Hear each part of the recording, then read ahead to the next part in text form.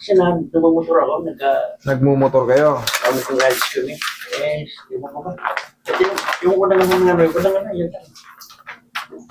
Nagra-rise daw si sir. Ang nakalagay rito, sir, base rito, osteophytic changes are seen in the edge of the vertebral bodies. The lumbar lordosis is straightened. The disc space or posterior elements are preserved. No evidence of fracture. Impression, degenerative change, lumbar spine. Lumbar spasm suggests clinical correlation. Ibig sabihin, yung degenerative change na yan, pangkaraniwan lang yan sa umiidad. Itong osteophytic changes are seen in the edge of the vertebral bodies. Ano ba ibig sabihin nun? Diyan, ito. Part din ng sign of aging yun, sir. Osteophytes, degeneration or degenerative.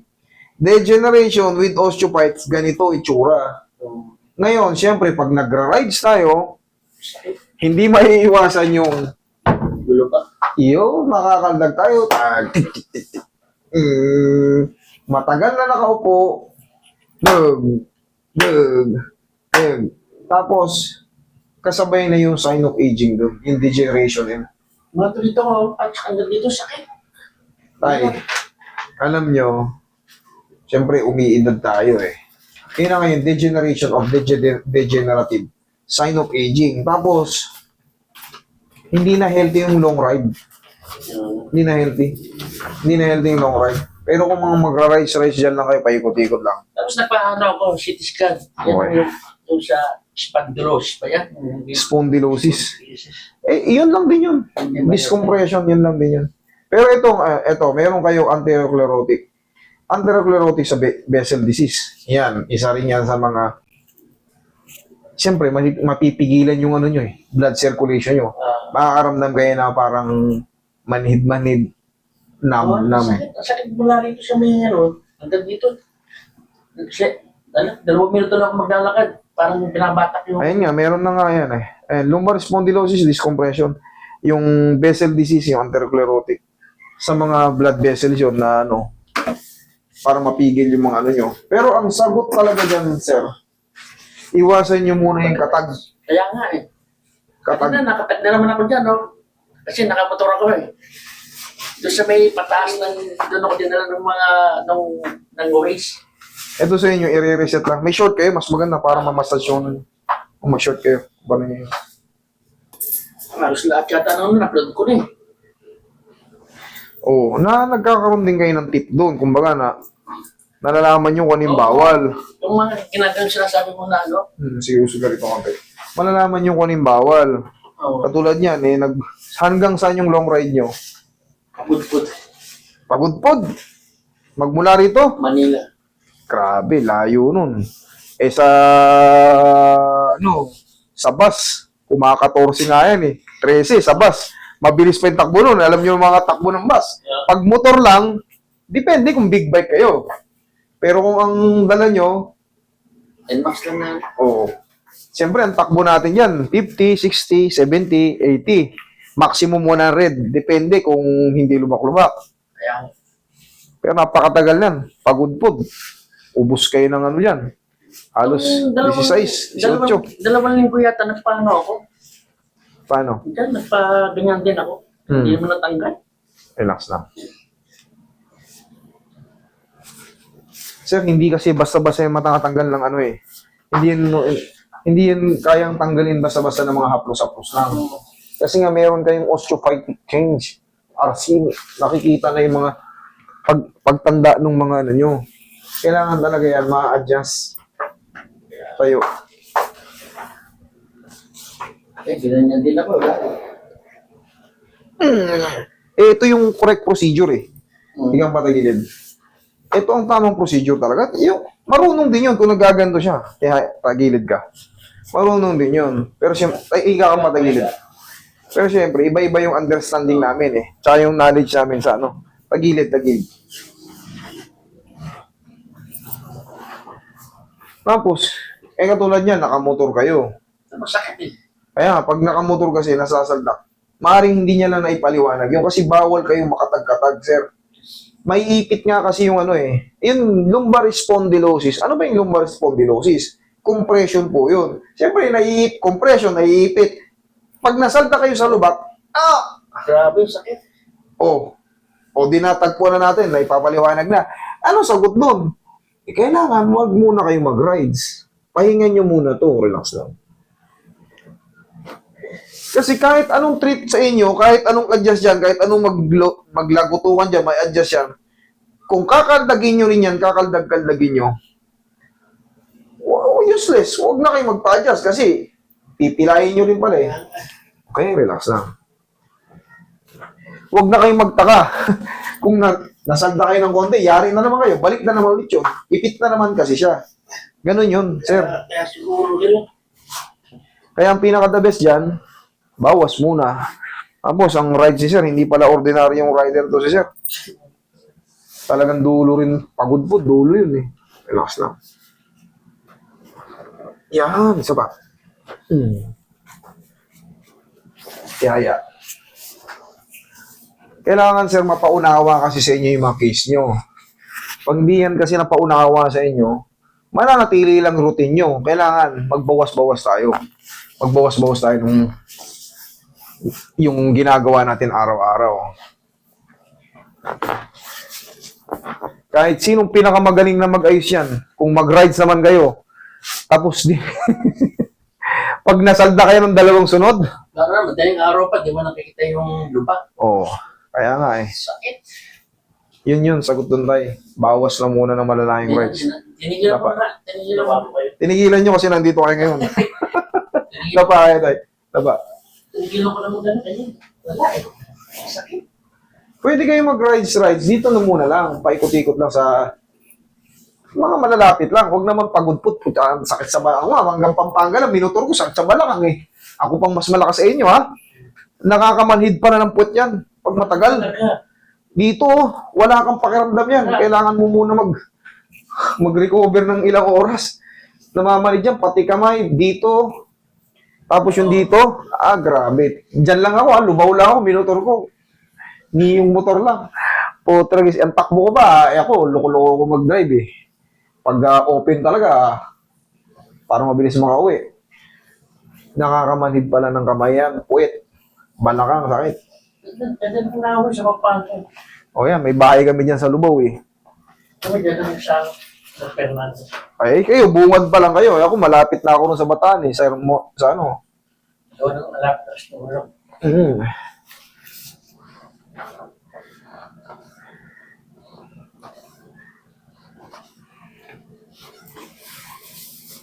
Pero kung big bike kayo, saglit lang yan. Dadaka pa yung highway. Pag dumaan ka ng NLEX, saglit lang yan. Dumadaan kami na sa Uy. Macarthur. Lubak-lubak din yung MacArthur ng mga nakaraan. Sige. Ganyan man, yung mga ganda. Medyo maganda-ganda na. Nagawa na yun dito sa may kawayan eh. Kaya nga, parang sana yung sasanak pa ng kakarating. Yun nga tayo, ang pinakababa. Para manatili kayong malakas. Magbawas kayo ng mga long ride.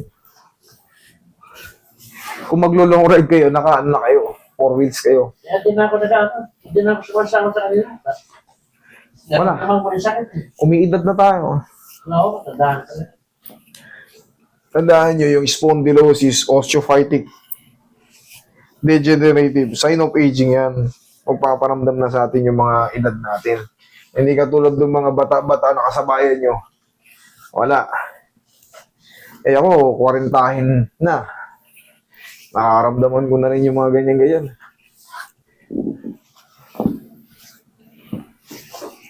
Pero sa tulong ng mga adjustment, massage, kahit pa paano, sarap pa. Parang luluwag yung pakaramdam nyo. Pero kung baka naka-recover kayo isang linggo, tara, ganda na pakaramdam ko, rides tayo. Bicol. Hindi naman nakasama dun. Sabihin ko na nga kami dapat eh. Sa Bicol, sa bungad ng Bicol, minimum 7 hours. Sasakyan yun minimum. Pag motor, mga nasa 10. Hindi na ako nakasama dun. Doon kami sa may simbahan. Sana kayo pupunta yun. Yung ano? Tatambunan na doon Oo, kitang-kita. Kasi nag-vlog din ako. Ayos pala eh. Kaya kung saan ako nakakarating. Kaya lang, hindi mo na akong hindi na ako makalakad, maayos. Pag nasurpresa ka kasi ng lubak, yun ang magpapahirap sa'yo eh. Lalo pag gabi. Siyempre, hindi naman natin kita lahat eh. Tihaya. Pero nakikita niyo yung tinuturo ko. Di ba? Oh, pansin mo. Pag marunong kayo mag-ano, hindi kayo mauwi sa Sibir.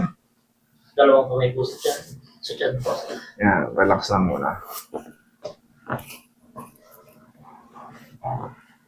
Inhale.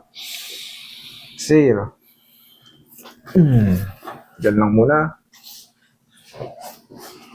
Ugat na tayo. Diyan lang muna. Pagka ganyan, meron pa konti. Pero yung naglalakad ako, pero nakikakot yung parang dito lang ako. Nagkano siya rito. Kumikilot na parang ano dito. Ngayon, wala. Ayos. Meron pa rin. Sa banda. Dito. Okay. Dito kasi mas madali na to. Wala nang joint dyan eh. Walang joint dyan eh. Napapagod lang yung muscle nito pagka kunyari. Parang ang bigat na ng pakiramdam mo sa paa. Pirit mo pa rin nilalakad. Naku po. Yun, gano'n nga. Susuportahan kasi ng muscle mo yan. Sakit. Kunyari, parang pigil na yung lakad mo. Eh, syempre, hindi ka naman pwedeng humiga doon sa daan eh. Tatapusin mo pa rin kung uuwi ka pa rin. Grabing papagurin yan. Ginagawa ko yung pinitidot po, di kwarta ko. Tapos, ginagawa ko. Medyo nakakalakad ng maayos. Kapag Yes, sa bahay, pagod na pagod ako dahil sa Dahil 2 sa- minuto lang, sakit.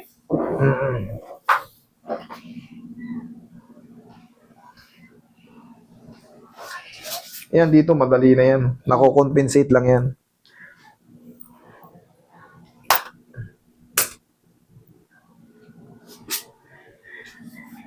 Nagilid ka, sir.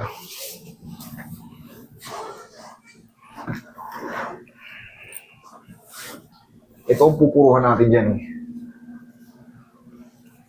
Relax lang ha, kung lalabanan na. Kung labanan. Sige, tihaya ka ulit.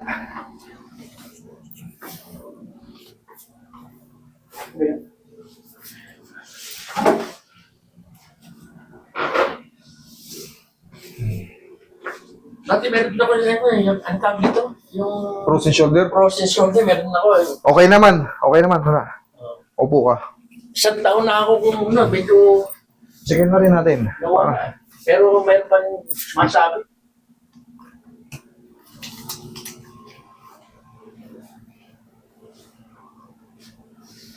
Dahil di lumataas yung kamay ko. Ayun talaga. Yun ang ano eh. Pero tumagal-tagal na. Frozen shoulder.